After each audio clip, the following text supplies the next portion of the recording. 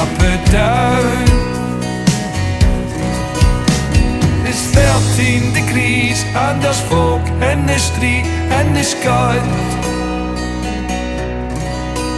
Know the best place, but there's diamonds in the mud. Know the best place, but there's diamonds in the mud. Know the best place, but there's diamonds.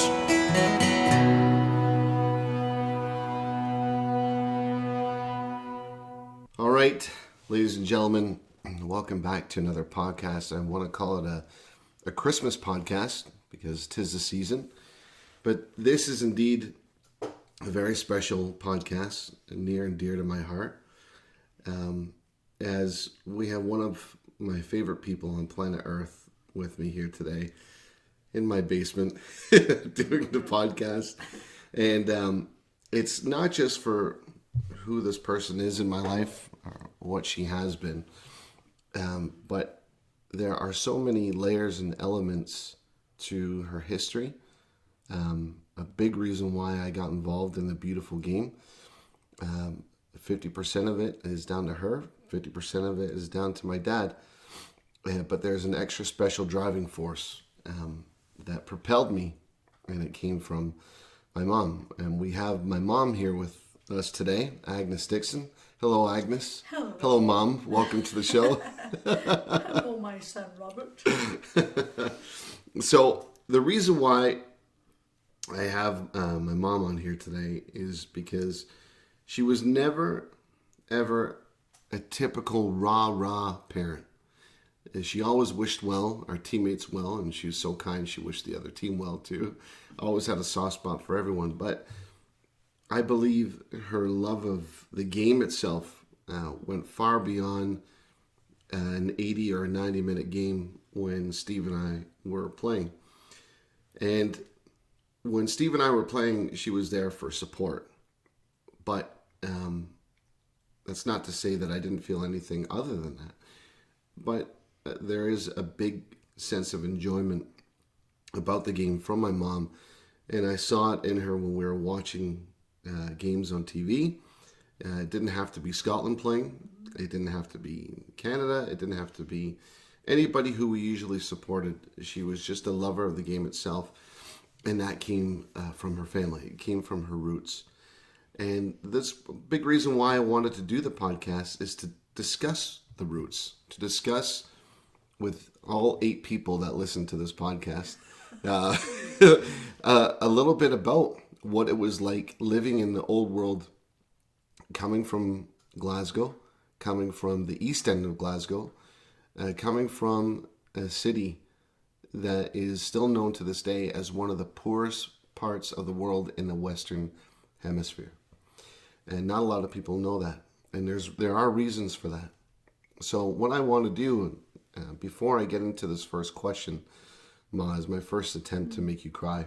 That's great, son. No, but I believe once I lead in with this quote, it's going to give maybe our audience a clearer view from where you came and how you are to this day. And please excuse the curse word that's about to come from this, but it is a quote from a Glaswegian, and it comes from a song. So I'll get right to it. I'm not going to sing, so don't worry about it. It says here, I've been all around the world, but there's nowhere compares to my hometown. The mayhem of Glasgow is buried deep in my blood, and there's no other place where a C word might not be a put down. It's 13 degrees and there's folk in the street in the scud. There's no best place, but there's diamonds in the mud. And when I see that quote, so many things run through my heart, run through my mind. But what is Mr. Cinnamon speaking of there? And why does it describe Glasgow so well? I think it's a great description because that's just how it is. You know, life was hard, life was rough, and if you didn't live outside of it, it was your norm. You know, that's just what life was every day. You know, just that even from a wee girl, there was bigotry was a very prominent aspect of life. But so was poverty. But we didn't know we were poor until we kind of moved away from the poor areas. And I would say maybe the last house we were in before we came to Canada was probably the best place we stayed in. But you know, Catholics, because of the rhythm method, always had lots of big families. The glorious rhythm method. Yeah, big families, and still one man or one provider if the family was lucky bringing in something. So every boy, it wasn't called a soccer ball, it was called a bladder, because it was a bladder filled with air that you kicked around for a ball. Mm-hmm. And so every boy emulated their heroes. Right. And it was local heroes because a lot of people, including us, didn't have a TV at that time. So the world was small. Right. It was all right there. And we saw poverty. We saw a lot of men from the war who were maimed, you know, one leg, sometimes no legs, one arm scarred. And pub life was part of life, so they'd all collect outside the pub in the afternoon, talk about the war that they couldn't talk about to maybe their wives and kids, and you'd walk by and they didn't have much to give. You say, "Hey, you want a sweetie?" So it was a wee candy, and you no thanks. Oh, come on, take a sweetie. It's okay, you know. So it was like a community. All the women would sit outside and talk and have a cup of tea, spank each other's kids and swear at them, and then give you a biscuit. Or as my auntie May would give us a boiled egg. And so life, that was just life. It was cold, rainy weather. It was a hard life, but and the people were rough, but they were very direct, and I found very caring. Right. The kids would, you know, hit lumps at each other. I always got hit on the way to school because we had to go past a Protestant school to get to the Catholic school, and I'm sure vice versa. There were no Catholic saints. Right. But you just expected it. You knew it was part of life, and when you go home, you thought, oh, well, that's that part done, you know. Right. But so can I? Just it. I don't want to interrupt, but just to explain to our audience, we've got, you know, a big multicultural audience. Yeah, we've got Greeks, Italians, Balkans, you know, Serbs, Croatians, Macedonians, Slovenes, you name it. Everybody from everywhere, because they've been involved in soccer, is listening to this. And the first thing you mentioned was bigotry. Right. Yeah. So, if you could explain why Glasgow, especially Glasgow, mirrored Belfast in many ways between Catholics and Protestants to our fellow Canucks and our new Canadian. Well, I'll say our new Canadians, our first generation Canadians. Yeah. Please go ahead and explain that. Well, you know, there's so much history in all of Europe. In Scotland, you know, it was English, Scots, and of course Henry VIII wanted to have a male heir, so he started basically a short history lesson. He started Protestantism because he protested the dictates of the Catholic Church and the Pope. So he was excommunicated, started the Church of England, basically. So because of the constant conflict between England and Scotland, those who remained loyal to the English king chose to become Protestants, and the rest were Catholic, and they were mainly persecuted at that time. So a lot of them were driven up into the Highlands, and up into the Highlands is where no normal people would want to go, as the Romans found out. Right. So there were pockets of Catholics up there, and there was also, because of poverty and potato famine over the years, a lot of Irish people came to England and Scotland just to look for work. So in England it was Liverpool, in Scotland it was Clydebank. So both ports. On a clear day you can see parts of Ireland from Scotland. Right. So they came there, and the nickname for Clydebank is where we lived a lot of our life. what's called the Holy City. Had lots of Catholic churches and everything. Right. And of course that spread deeper as, you know, they were trying to find work, the Irish were trying to find work into Glasgow. And after the war there were a lot of Italians that, I'm not quite sure the history on that, why they remained, maybe because of the war and they were stationed there and married. But there was a lot of an Italian community there too. So that helped to spread Catholicism deeper into Glasgow. And then the founding father of Glasgow FC, an Irish priest, and he just wanted a place for the Irish immigrant guys to hang out and play. Right. So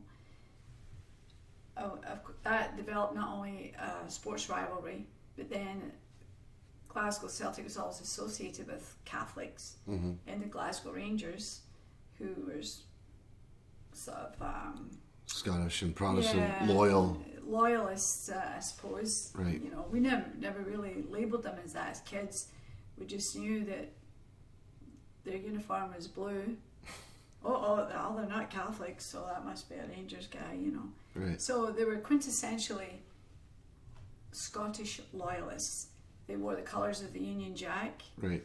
And instead of Scotland, it was the Union Jack. So the red bit was thrown in there, and at that time it was almost across Scotland, despite the Allies winning World War II, that we all kind of hated the English in a general sense. And so despite that kind of, you know, chasm that was formed between the two countries, they didn't carry that on into the soccer world of Glasgow. So it developed an intense rivalry, a fierce rivalry, and a hatred. Beyond anything that the soccer world knows. Beyond anything. I've never seen it anywhere else. Maybe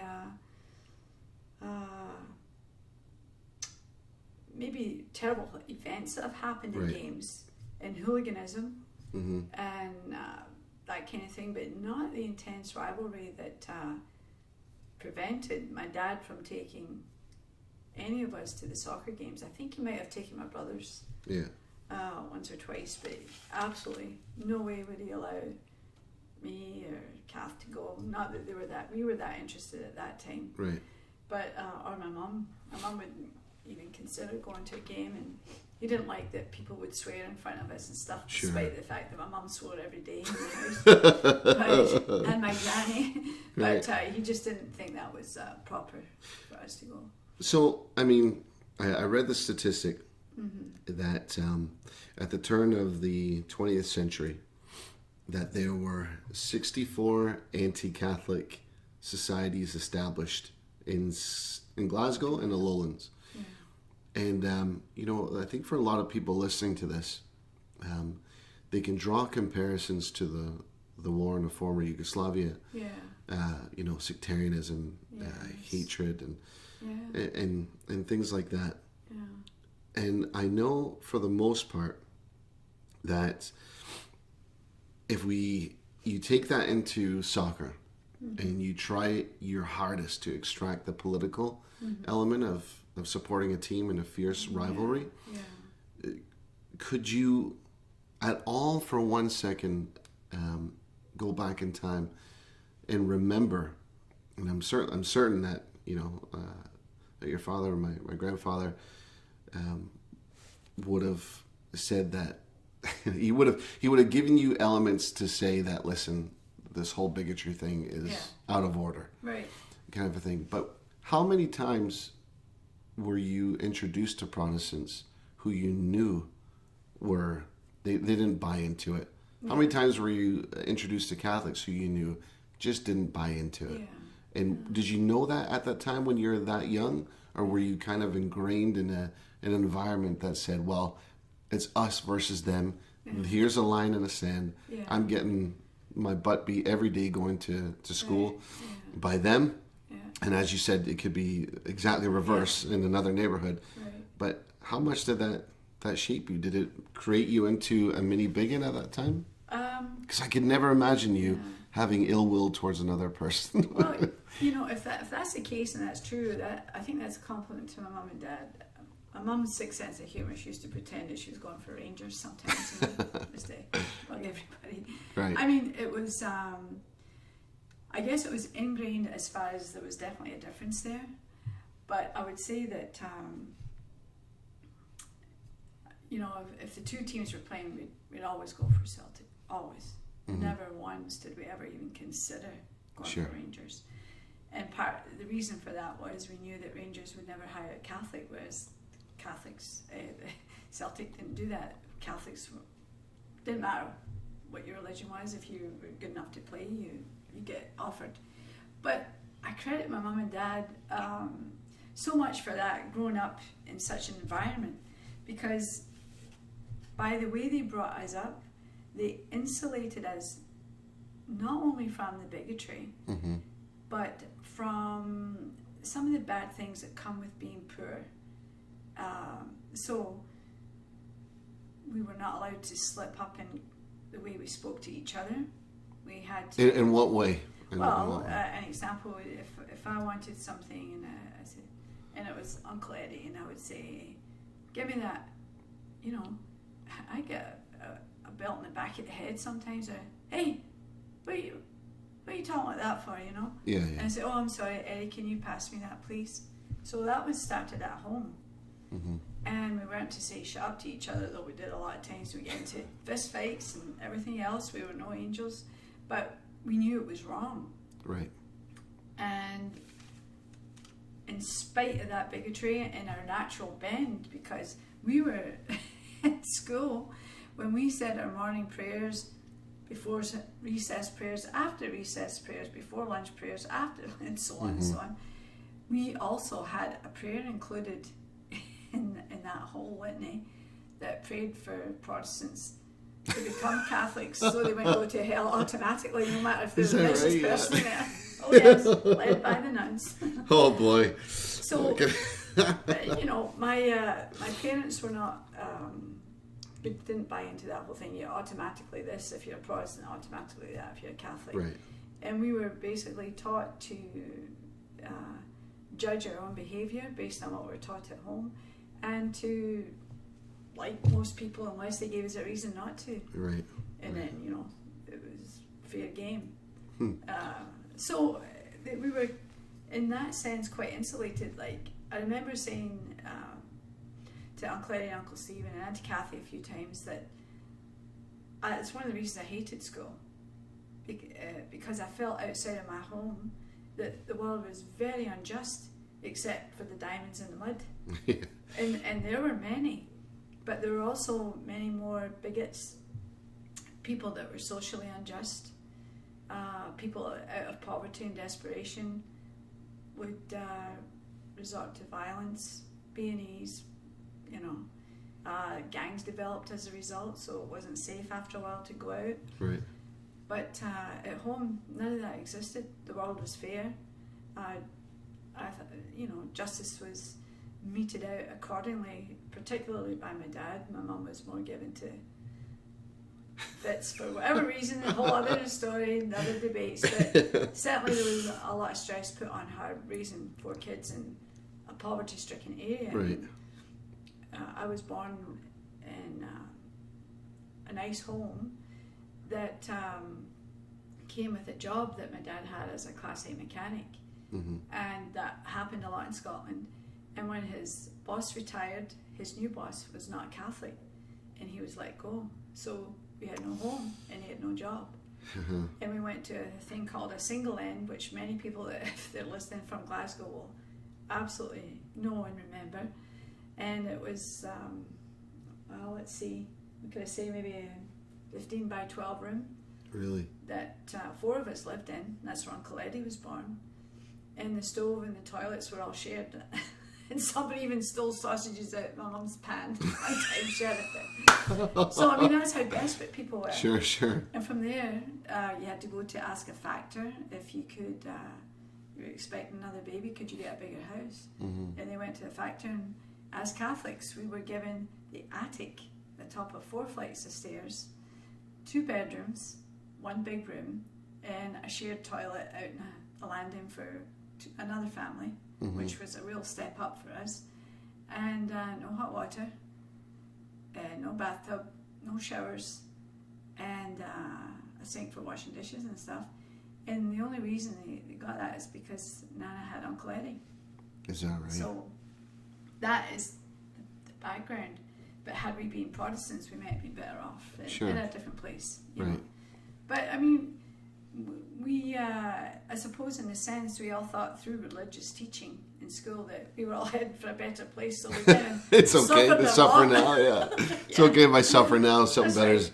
So, you know, it's remarkable. I'm hoping it's remarkable for Canadians to hear that, because oftentimes when we think about where our parents immigrated, we hear all the greatest stories. We hear how amazing it was, and yeah, rightfully so, the scenery and the people, and because we hear the greatest things. But it is one thing to remember the reason why our parents immigrated, and in this case, I hope it is a shocking reminder to, especially a lot of maybe Brits that are listening, as to what they had to go through, especially post World War II. Yeah. But I really would like to, going back to the soccer thing, and this is something that still blows my mind. They said in the late 40s, well, in the 30s, 40s, and 50s, if you wanted to see the 3 biggest stadiums on planet Earth, they were all located in Glasgow. Right. They set a record for Hampden, and it wasn't either the Old Firm playing. Yeah. It was 147,000 people. Yeah. Ibrox had a capacity crowd at 95,000. Celtic close to 90,000 at that particular epoch at their own home stadiums. And when kids these days see Ronaldo and Messi and they look at the Barcelona Camp Nou, that stadium, it's supposed to hold 80,000. You look at it as if it's this work of art and this wonder. But one of the biggest quagmires in any kind of soccer education that I'm still trying to struggle to understand is how Scotland, Glasgow in particular, were at one point the hotbeds of soccer, and why they never became world powers. But going back to you, knowing how big Glasgow, knowing how crazy Scotland was for soccer, what was it like? You can remember when you were young and a Saturday morning came, because they played all games on Saturday. Right. What was it like? Do you remember the fervor? Do you remember what it was in the streets? I mean, we have Hockey Night in Canada here, and you see parents start their ritual to watch a game from their house instead of going to an arena. Do you remember what it was like? Well, not being right close to Celtic Park or Ibrox or Hampden, in the sense that, I mean, here, you know, distance doesn't have the same meaning. Right. But, and being prohibited from going, a couple of times I found myself on the bus, and you know, Nana used to be a bus conductor and a tram car driver, right? Right. And sometimes she'd take a blue scarf with her, or a blue tie, or a green scarf and a green tie, because depending on what mob she picked up, she didn't want any trouble, right? So it was even to that degree. So, you know, if Celtic lost and they were all miserable, you know, she knew how to act, and vice versa. So, but yeah, being on the bus, and it was like everybody dead happy and all that on the way to the game. And they would run special buses in Glasgow to pick up Celtic fans. Right. And special buses to pick up Rangers fans to help keep down the fighting, you know. Right, right. And, I mean, fans, after the game, it was almost always fights, bottle fights in the streets, fights in the bars, outside the bars, and it was just not a good thing. And then it all calmed down, you know. That was fine. But I remember being out, and of course most of the guys are all, you know, hammered after the game, but they were pretty well on their way even before the game, so that the alcohol didn't, you know, help the situation afterwards. But yeah, they'd all come on singing the songs, and of course we knew all Celtic songs. Sure, but sure. I was on the bus with Auntie Kathy out someplace for whatever reason we were, and being painfully shy then, and of course Auntie Kathy's 6.5 years younger than I am, so I was protecting her, and I was like, oh, great. And Auntie Kathy would sing or dance at the drop of a hat at that age. She was all happy and everything, but we were safe because we were all Celtic people. We knew all the songs. But yeah, it was a dangerous place to be. Definitely a dangerous place. So at that time, I mean, do you remember Papa or Uncle Eddie and Uncle Steve talking about players in general? Like kids nowadays, you see them walking around with Messi jerseys. Oh yeah. Salah, Ronaldo. I mean, everybody. Yeah. Who were the big? Well, we left Scotland in '67. That's the time the Lisbon Lions won the European Cup, as it was called then, right? Mm-hmm. And most of those players were players in the years that I remember. Mm-hmm. So I would say maybe 4 to 3 years before we left. So, you know, Jimmy Johnson, all those guys. Big John Hughes, Chalmers, William Wallace, Billy McNeil, big defender, header. And they're all from Glasgow. Ronnie Simpson, Murdoch. They were all from 20 minutes away from Parkhead. Wow. So they all lived in it. That's why it was such a feat. Yeah. It wasn't like the sort of mercenary approach today where, you know, the Oh, most yeah. money grabs the best players. Badge kissers. That's what they call them. Is that what they call them? Badge? Yeah, because they get signed for a team and then they score one goal and they're facing a crowd and then they're kissing their badge. And then Right. 3 weeks in, when they realize life is a bit harder, they start criticizing the coach or the fans. So, badge kissers. But you know, you talk about all those stadiums and the capacity that each of those stadiums had. I mean, most of the population in Scotland was in the lowlands, you know, so Right. let's say from beginning of the Clyde across to the east coast to Edinburgh, where the snobs lived. as we always thought. And that wasn't the case, of course. But you had like, I don't know how many million it would have been then, maybe. I should have researched that for you. But it had to be about 5 million Right. in that whole area. Mostly poor working guys, John Brown's, Singer sewing machines, all the factories that employed so many people. And to go to a soccer game back then, like a football match, was cheap. Mm-hmm. So it was something that the men could afford. Right. And I remember one time Papa talking about sports and things. And I remember one comment he made. I don't know if the boys, Uncle Eddie and Uncle Stephen, will remember this, but we get into some heavy debates. Him and I. And he said that he often thought when he saw those big giant stadiums just full of people, Mm-hmm. that the government was busy at work keeping everybody interested in anything that would take their attention away from what the government was up to and doing. Really? And there were a lot of poll taxes. There's a lot of concern about the Queen's polo ponies and how to get enough money to take care of them all, Right. which she graciously gave up at a later date. And there was legislation being passed from time to time that he thought, if people paid as much attention to what the government was up to and what their local MPs and such, maybe the parks might not be that full, right? Right. And you've got to remember too, those players that were playing at that time were part-time professionals. Yeah, they had second jobs. That's right. So the money to get in, the money at the gate wasn't paying their wages to that degree. Mind you, it wasn't a big admission. I don't really remember. There were even some games that we were allowed to go to that you just walked in free, and they were hoping you'd buy a lollipop or something. You know. It was, Really? Yeah, I liked Dumbarton. I mean, it was a rubbish team at the time, so I think Nana just said, "I always see the game, you know." And okay, we should get the house cleaned or something. You know? Yeah. But yeah, it was. So It's not the same. there's a guy that some of my pals listen to. Well, back when we all used to listen to Howard Stern, a comedian by the name of Artie Lang. Yeah. And he's a big baseball nut. And he said, and somebody asked him, are you still following baseball? He goes, I do. I follow the Yankees, but to be honest with you, I stopped watching, stopped really caring once my idols, once baseball became their $1 million, their bed that they lay on every night.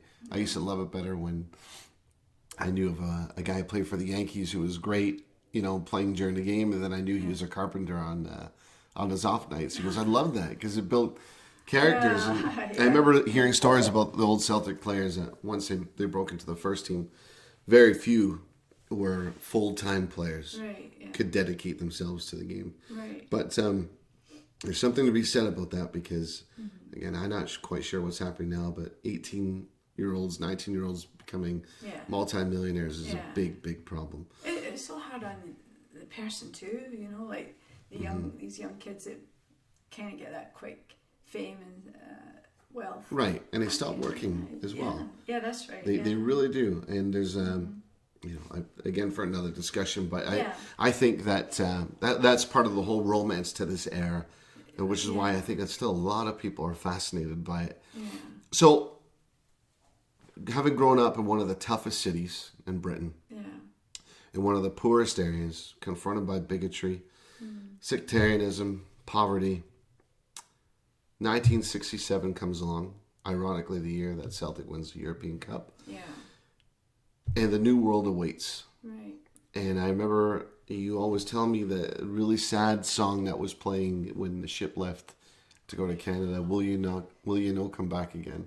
And every time I think of that, and because if you're watching documentaries and you see ships leaving with people saying goodbye and stuff, it was. I can't ponder and I can't wrap my head around leaving everything that you've known and going to this new world with new people. And it's not necessarily people that, if I'm going to Ireland at that time, I know it's going to be full of Irish. Right. If I'm going to India, it's going to be full of Indians. Right. This is Canada, a multicultural country. What did you know? Like, what were you thinking on the way over? What were your concerns? What were your worries, if you had any? Oh, I had concerns and worries and fears like I've never known before. And it's one thing you think, like, leading up to it was really exciting, and Papa was here 3 months before he found a place because there were so many people emigrating at that time, especially from all around the British Isles. And of course he was a diesel mechanic, hydraulics, he had a good record and he had a good education in that sense. So they were looking for tradesmen and professionals. Right. They were looking for married men with a family, and that at that time gained you more favour with immigration. So it took a while and everything, but so he had to come first to find accommodation, and his sister was already here with her husband and 6 kids. Wow. His older sister. So she sponsored. He needed a sponsor too. So he stayed with my Auntie Jean for 3 months. So there was one reason and one reason only that I wanted to come here, and that was my dad. It was the strangest and weirdest experience of living without him, in Scotland. I felt like, the world was off balance. But I was excited too. I was excited to see what Canada was all about. And we had kind of like stereotypical images in our head. Like, we were really, really surprised when we got on the train at Montreal, and 12 hours later in Toronto, we still didn't see the Rockies, Yes, must be a lot farther away. I remember Mum saying, "Hey, Chris, you think you'd see mountains?" She said, "I remember seeing the hills through the window in Clydebank. Can't even see them. They can't be that big,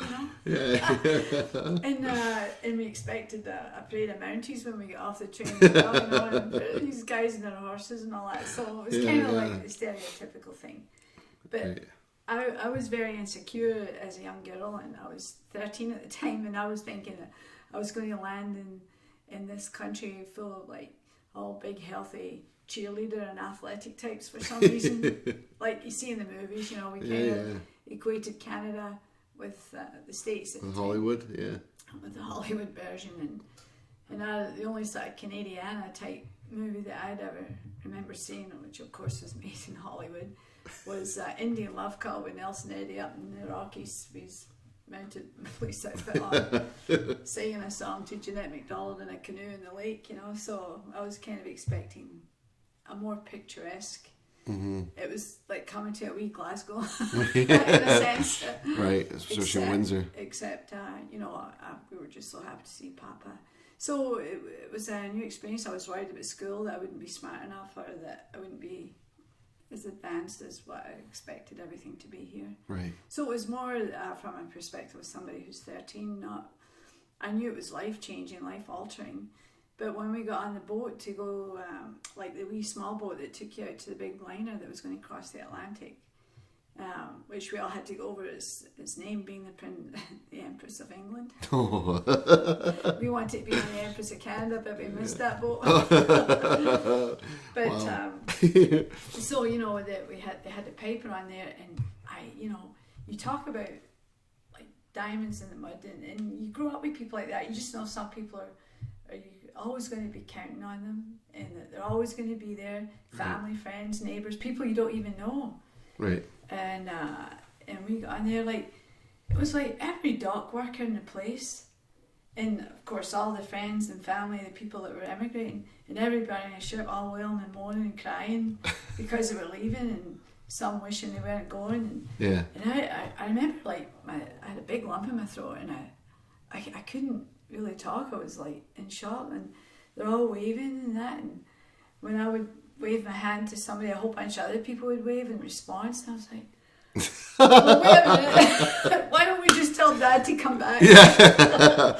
wait, what are we doing again? What are we doing? It was like the whole city just came in and said, you sure you want to go? Yeah. So yeah, I had a hard time leaving. So, I mean, I think that the story is relevant in today's society. And I'm not trying to be preachy in any way, but hearing the story from somebody who is not from Canada, who is white, who speaks English, at that time, hearing your fears, hearing your anxieties, I can only imagine what people from war-torn countries are feeling. And I know in Canada right now, the sentiment, there's anti-immigration sentiment, there's sentiment to say, no, let them in, this is what Canada is all about, kind of a thing. I think it's important for people to hear, and every first generation Canadian has their own immigration story, but I think it's relevant, especially hearing the anxieties you're going through, the worries and things like that. But where I want to take this to in this next part is the moment you came to Canada, you're Scottish. What was the drive? Was there a drive to be a new Canadian? And you're coming into a country, like I said, with a myriad of nationalities, just this cornucopia of people from all over the world. Yeah. Did you see and did you feel, as a landed immigrant, that people around you wanted the same thing? Did you want to fit in? Did you want to stay as a Scottish Canadian? Did you want to be part of Canada's mosaic society? How did you feel? I think those things come later on, after you kind of, at least personally speaking, I think after you get over homesickness. Right. And that's a different level, different degree for each person, The drive to even leave in the first place, my dad was very astute politically, and he kept up on current events. So he saw the future. I mean, the Queen E2 was the last ship being built, and then John Brown's was going to close. Oh, right. All the contracts went to Japan or Germany. Right. And then Singer's sewing machine was going to close up. Now together they probably employed about 10,000 people in one city. That's a lot. That's amazing, yeah. And then of course at that time we were still burning coal right. and fossil fuel. And I mean, we always thought the buildings in most of Glasgow and Clydebank were black. Auntie Kathy and I went back, well, look at that, they're red and they're sandy because they're all getting clean. So, I had to wear a smog mask to work sometimes, and both Auntie Kathy and I were born with asthma, but Auntie Kathy had it much worse than I did, and she was suffering from the pollution. Wow. So there were a combination of things. Wow. Greater economic right. Foundation was, needed. Papa wanted us to be able to go to school and have a future where factories weren't the only thing, if you didn't make it as a soccer player. And obviously that was going to be in the cards for Auntie Kathy and I. Yeah. And so we just thought there'd be more opportunities here for us.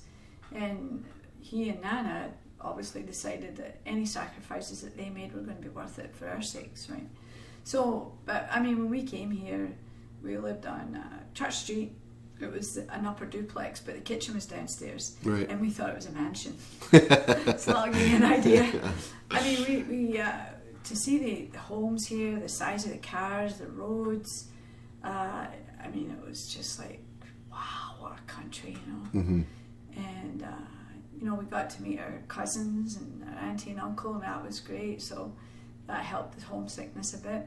And but we were so Scottish still. We craved our own type food. Mm-hmm. We wanted, like we came here in '67. It was a heat wave. Oh look, we literally got off the boat with all our tweeds on. Oh boy. And it was like, we were in Montreal at the time. It was 96. God knows what the Humidex was. And we were up and down the streets of Montreal looking for a fish and chip shop for a takeout. Not that we stood out or anything. So when we came here, we actually were, I wish it would just get cold for a couple of days, you know. And Mm-hmm. so there were a lot of cultural differences to become accustomed to. School almost failed grade 9 because it was a repeat of what I had already learned in grade 7. You know, and I had tended to daydream, and you know, they sat me at the window. That was the first mistake. But you know, then we moved out to the county, and things changed.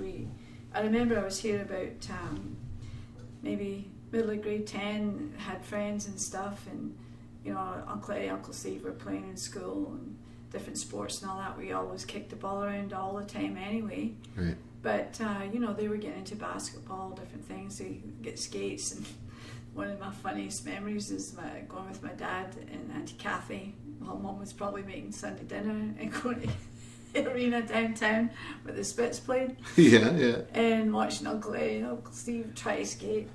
One of the best memories of my lifetime is watching that. I could hardly move. And so, you know, when we moved out to the county, they got enrolled into the hockey league, you know. Mm-hmm. We developed more than a love for hockey.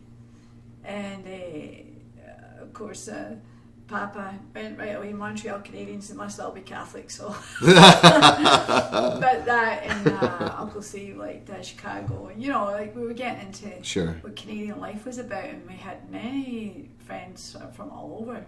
Right. And Papa was one of those people through work and stuff. He worked for the city and mechanic, so you got to meet all kinds. So right. And we had people at the house a lot: Portuguese, Italian, right, everybody, Indian, like East Indian, Arabics. Even when we came here, my mum still kept up a pen palship. She used to clean the residence of Glasgow University for the students. Oh, right, right. And she met a wee guy from the Far East, but anyway, his name was Abdullah. It went on for ages, so she said, well, I can't say that, so your name's Jim. So they corresponded for quite a long time. And right. So, I mean, we were not strangers to that. To multiculturalism. Yeah, in a sense, we absolutely could not understand the black-white thing. Right. And I forgot to mention that we watched that on TV when we were in Scotland, and we were just about ready to call it quits because they showed the fires in Detroit. Oh, the blazing. riots, right.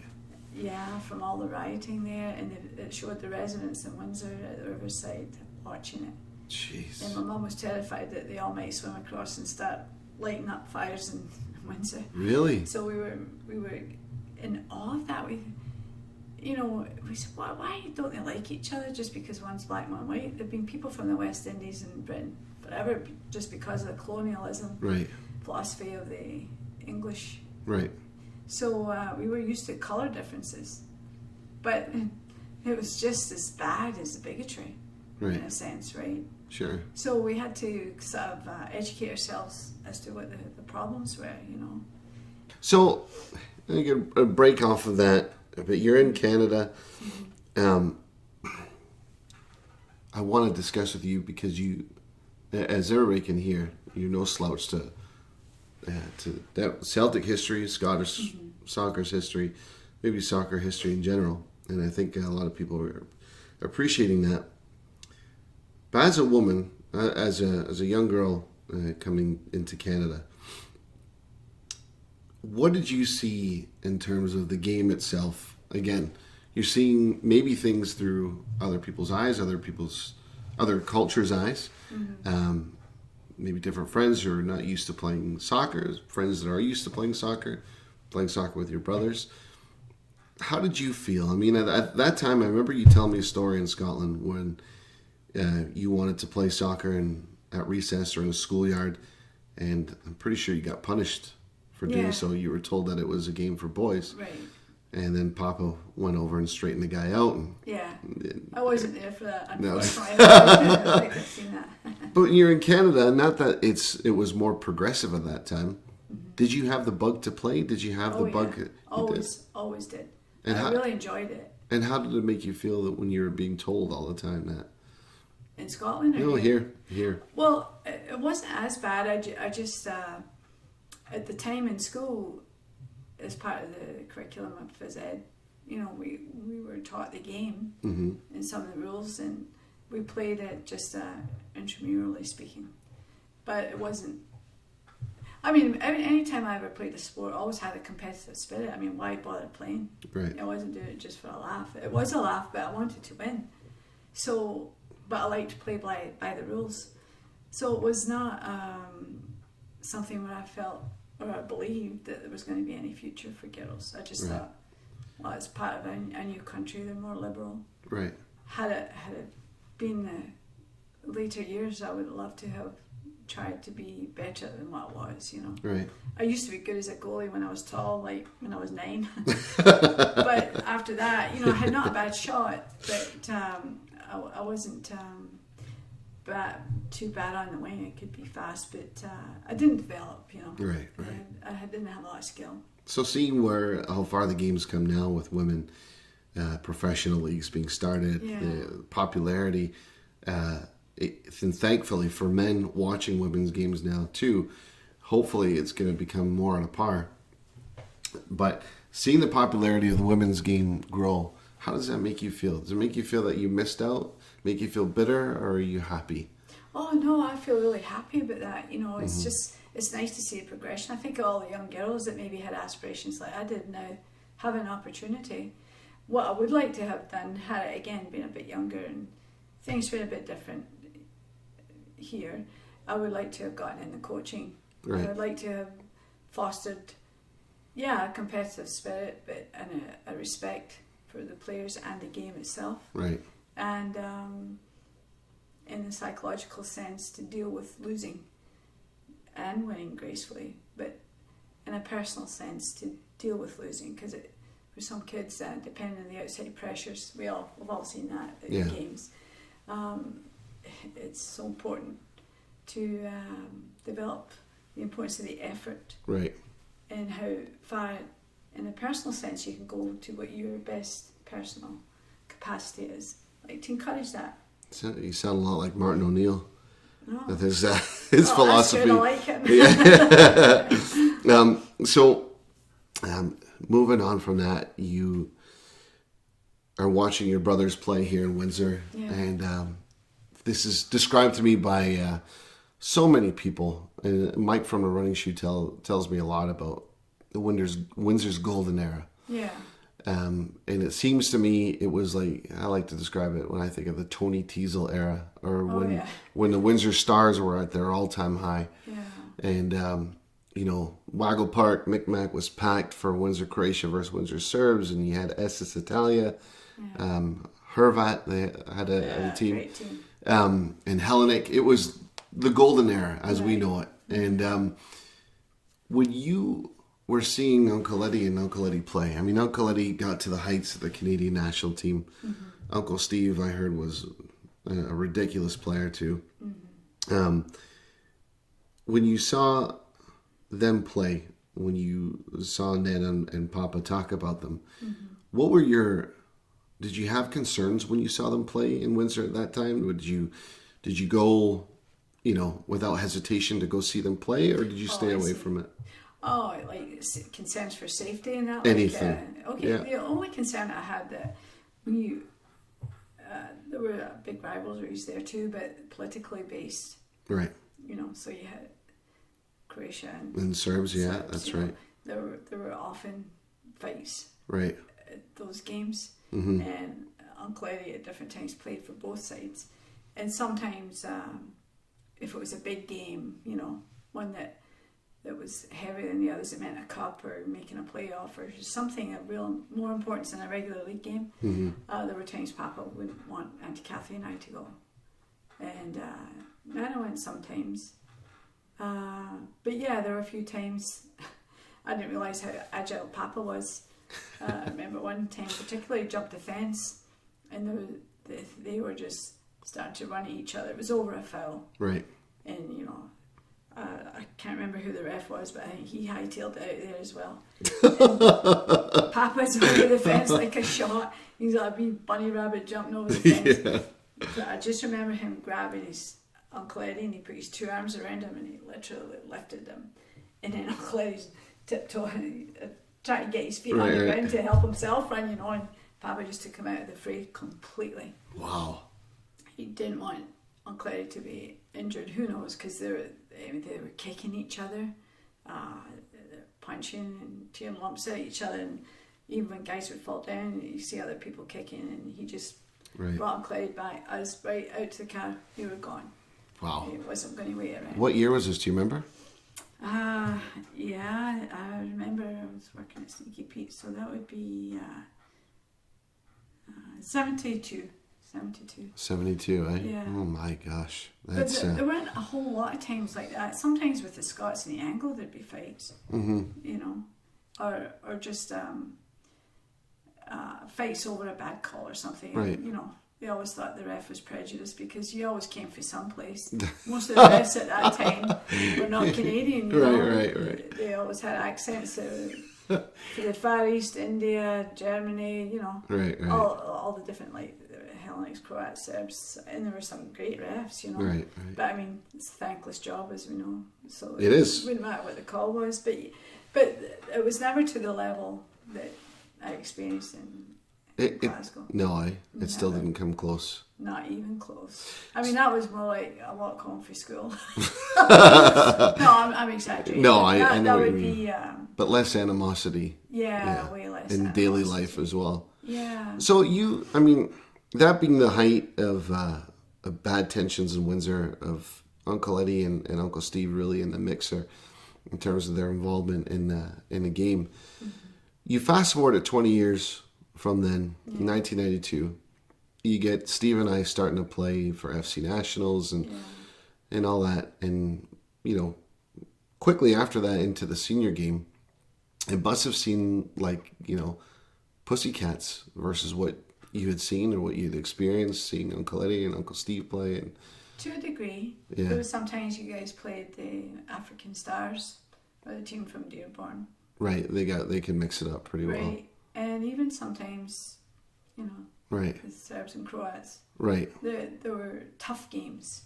I hate dirty tactics in soccer. I know it's kind of part of the game. Whether it was Celtic or Rangers, or I don't care what the team is, I just hate it.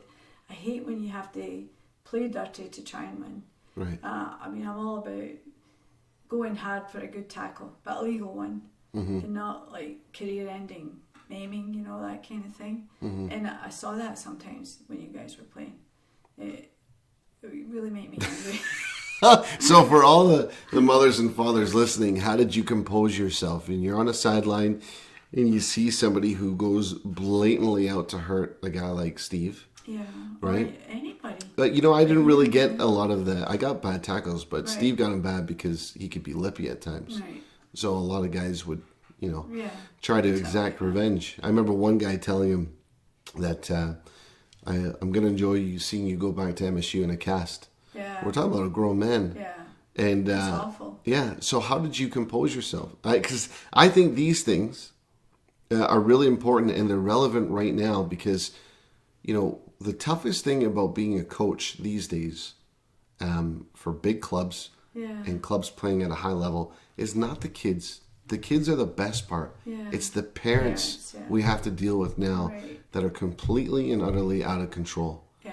So how did you? That's bad. Yeah, I mean it's changed now. People say that kids are coddled, but parents are equally as entitled and absent-minded, I think, when the whistle blows. So how did you handle yourself? Well, first and foremost, there are no people on the field. This is going to sound bad. More important to me than you and Stephen. You're my sons. Right. So my eyes were mostly on you guys, unless you weren't in the team. Then But as a whole, I'm looking at all the kids. Right. I don't want to see any kid get hurt. And of course, we have sort of an extended family with Auntie Judy, Right. and Uncle Willow. So, Dave, Anthony, and Paul, I always had my eyes on them too. So, what I thought was, okay, if I run out there and say, "Oh, you big bad boy, don't touch my son," that would have just been worse for you guys. But you understood that, though. That's the difference. Yeah, it Right? would have been worse, but it would have been such a poor example to any other parent there, and it would have been taking away authority from the people that are supposed to have it. Now, if there's a bad referee, that's another thing that really gets my goat.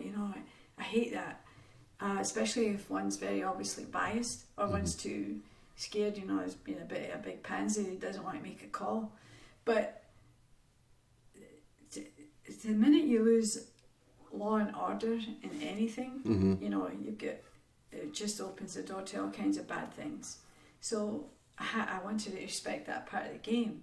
But I have to say, get my eye on whoever it was that was hurting you, because after the game, if it had been something serious, we might. I remember a couple times parking lot discussions. Oh yeah. Afterwards. Yeah, I do remember that. There's justice to be meted out every now and then. But I never felt. I have to say, and again, I hope this is exemplary to parents. As a player, I never felt like I was goaded on by my mother or father when see my brother getting lumps kicked out of him, or maybe getting hit hard or whatever. Anything unfair to us.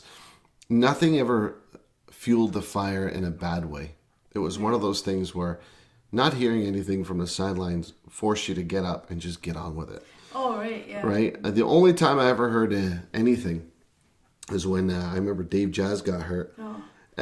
Bad, and it wasn't the time he broke his leg. Oh. It was because the biggest soccer purist I know is Uncle Rulio. And I remember him, the only time I've ever heard him yell from the stands, when he got up and he yelled, "Animal! Yeah, I remember Animal!" that, to the guy who just smacked Dave. But because it was him, because he never said anything, it felt just. That's right. And then everybody on the park knew that was a bad foul. Yeah, that's so, true. Yeah, I think it's, I mean, there's a balance to it. Yeah. So, not on to the next question. Seeing how everything is changing. You see Steve coach with Vardar. Yeah. When I was coaching with Vardar, and all these soccer things that are going on nowadays. And you do see new parents come into the fray. You see players come into the fray. What has changed now versus what's changed from before in terms of attitude? Well, unfortunately, I haven't been around a lot of the games where the kids have played. Oh, I'd say you've been around a lot. Well, a lot. Yeah, but in today's climate, I see a lot of my boy should be on. That's what I'm talking about. Okay, Yeah, that's exactly what I'm talking about. So I don't know where that comes from. I don't know where the sense of entitlement lies. I don't know if it's because, I make like $500,000 a year and my boy should play. I don't know if that's it. Oh, no, it does. There's a lot. So I don't know if it comes from a kind of a social status aspect, or I bring him to every practice and, he practices at home, or they see something. But I think there's a crossing of the lines, but again, I don't know why it's there, as to what happens with the team only in the soccer sense. Right. On the field. That's why you're paying to register your son to be coached, or your daughter to be coached. So that if you're seeing less and less respect from parents for coaches and officials on the field, you'll see, it's a given, you're going to see less and less respect from the kids. And that makes the kids not totally uncoachable, but more uncoachable.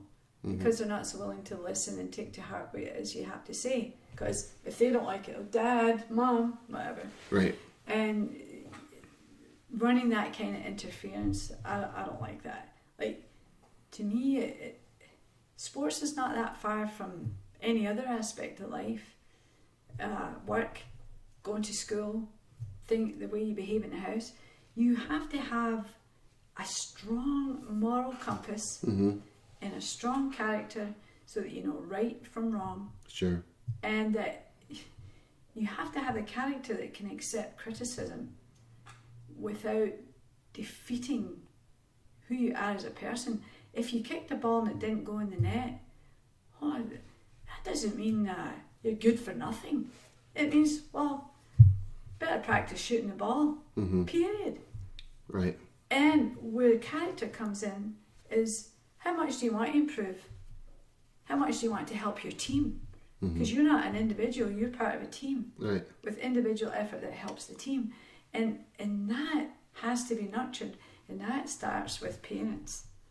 So if that's not happening from the parents, it's really hard to coach the kids. Like you said, the kids are the best thing. When they're young, they're something more malleable, but they're also learning it by example at that time. And who's closer to kids than parents? That's right.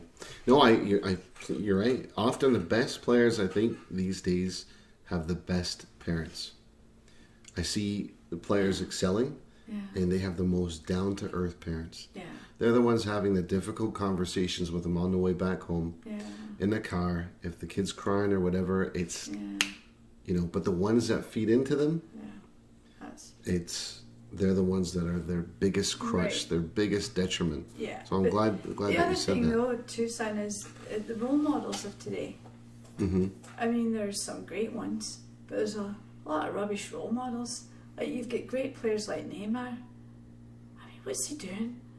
Going all over the place when he never even get touched. Yeah. Or if he did, it's a wee dent or something, and he's looking like he's got every rib in his body's broken. Yeah. And they're the guys that are getting idolised because of their talent. But that's not separated in a kid's eyes. No. And we mimic. And but I mean, look at you guys, even with hockey, any sport. Oh, you watch the game, oh, that's great. Oh, away and get your stuff on, away you go and play. Yeah. And I mean, you guys started doing it for a while. I think Uncle Eddie brought you guys down a peg or two with that. Running and doing the airplane and shoving yourself along the grass because you got a goal. But you're supposed to get a goal. Yeah. I mean, that's like saying I got up today and had a few breaths. Well, that's great, but you're supposed to do that. So, to keep a balance as to what is really important in this game. To be successful, you have to play as a team, but you have to, it sounds probably oversimplified, you have to have a good personality. And you're going to be disappointed, you're going to be mad, you're going to take it home with you and stuff, But that's all part of growing up too, just like any success or failure. It is. So I would like to see the role models.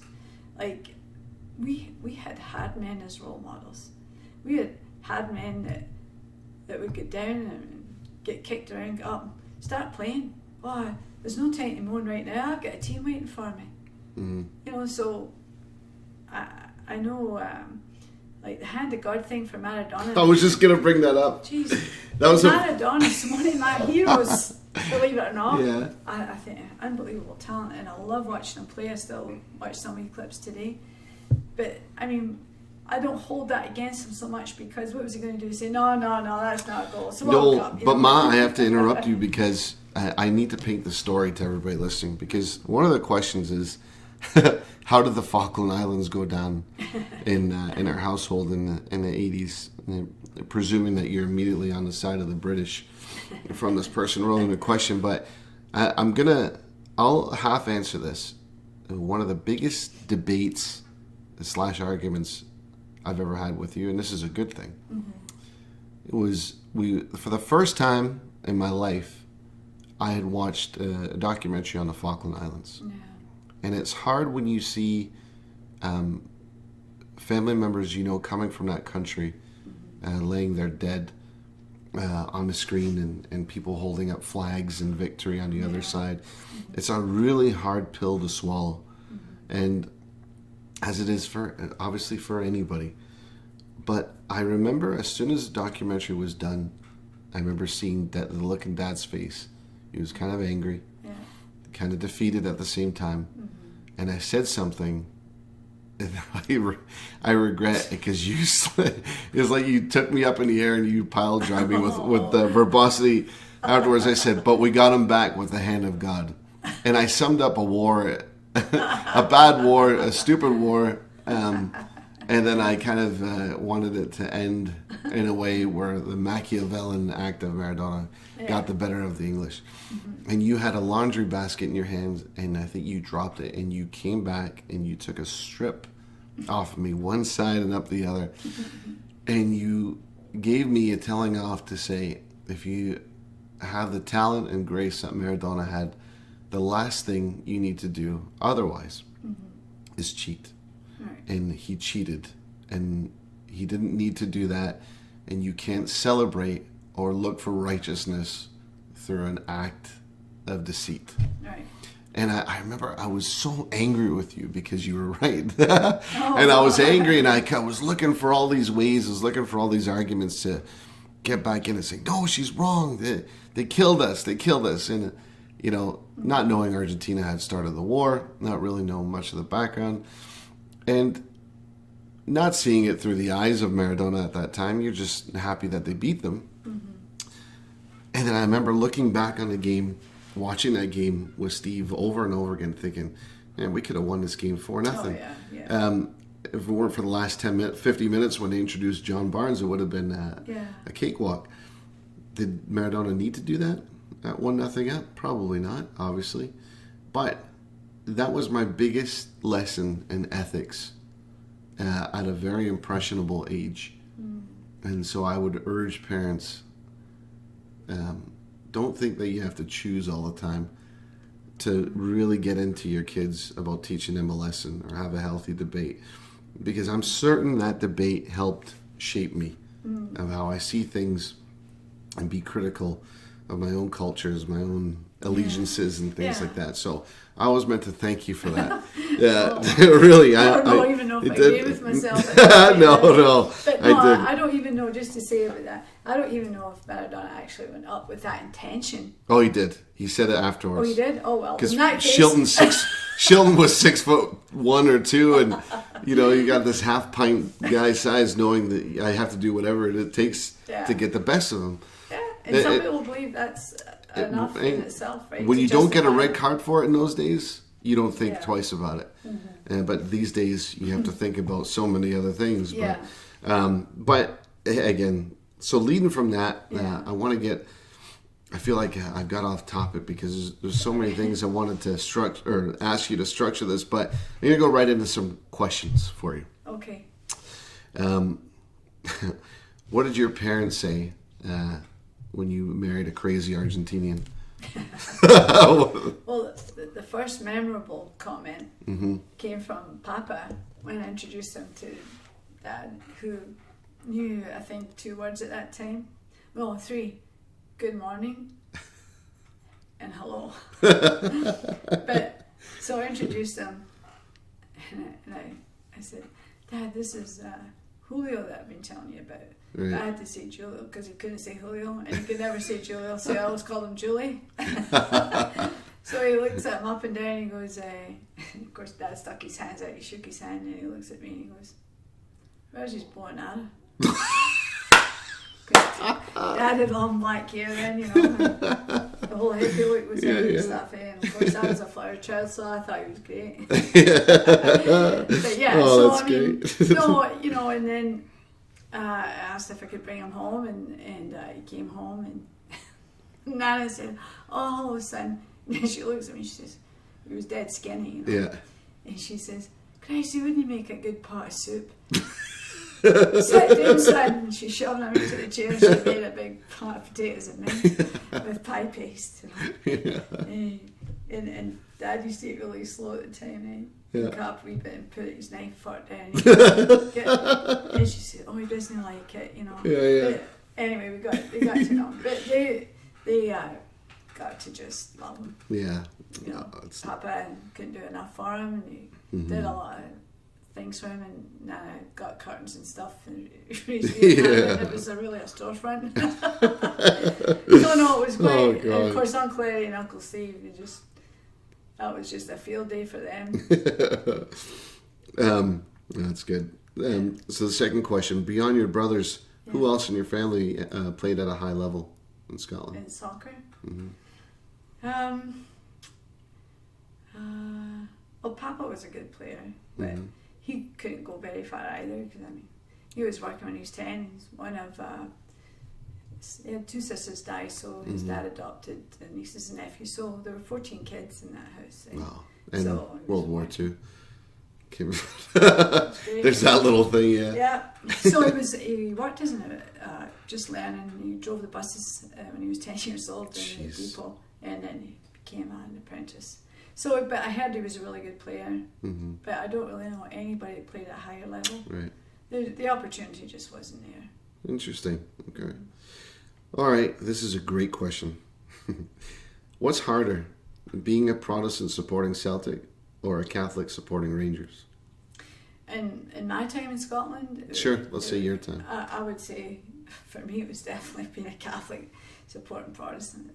I would never have supported Protestants, because it not only represented a rival team, they represented a philosophy of government and part of history that was so oppressive. And I didn't know at that time Papa had lost his job because he was Catholic, but you hear about it all the time.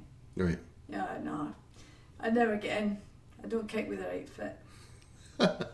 So it wasn't just for soccer, you know. Right. I just thought it was a bunch of bad people. By the way, left-footers in Scotland are known to be Catholics. Everybody, for those who don't know that reference, if you're a left-footer, it means it meant you're a Catholic. So that being said, segueing into the next question, who is the first Rangers fan your family got to know and befriended?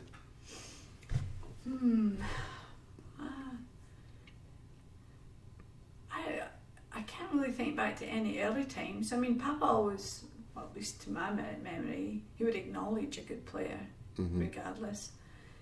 But his name's escaped me right now.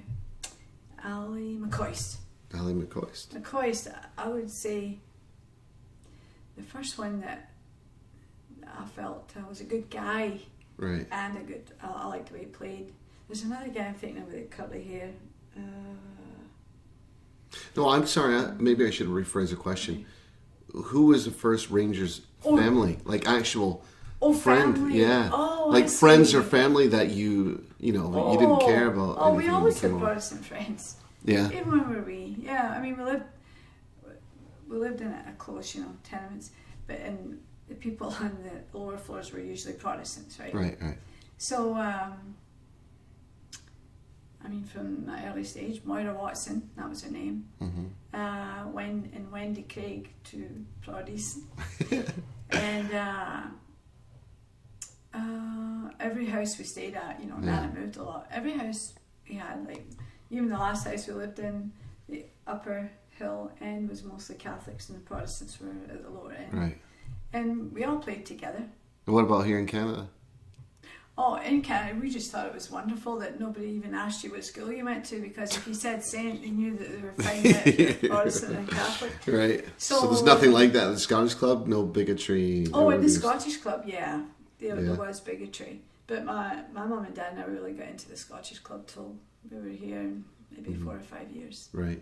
And how about the McClearys? The McClearys were Protestants. Janet close McCleary friends. was born Catholic, and her mum and dad were what we would say a mixed marriage. And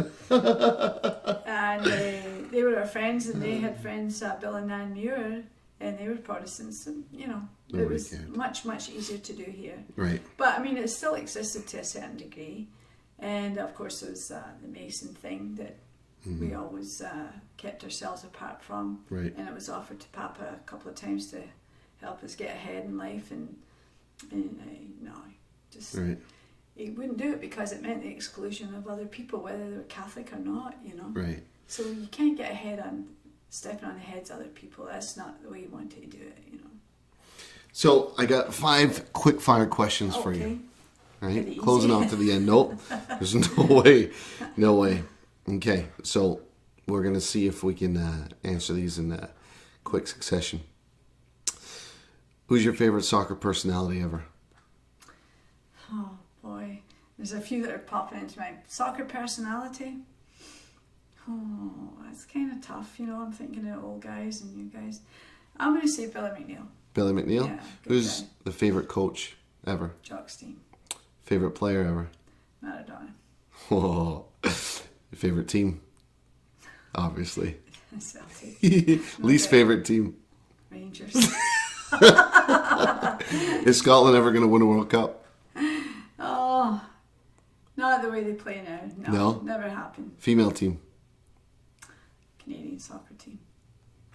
Well done. Well played, man. What was the best goal you've ever seen?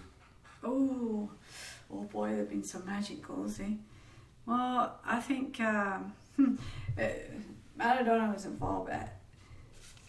I just love this goal. I could watch it over and over again. It wasn't the best goal ever, you know. The one against England? Twist them Yeah. all in knots, but I love the final against Germany.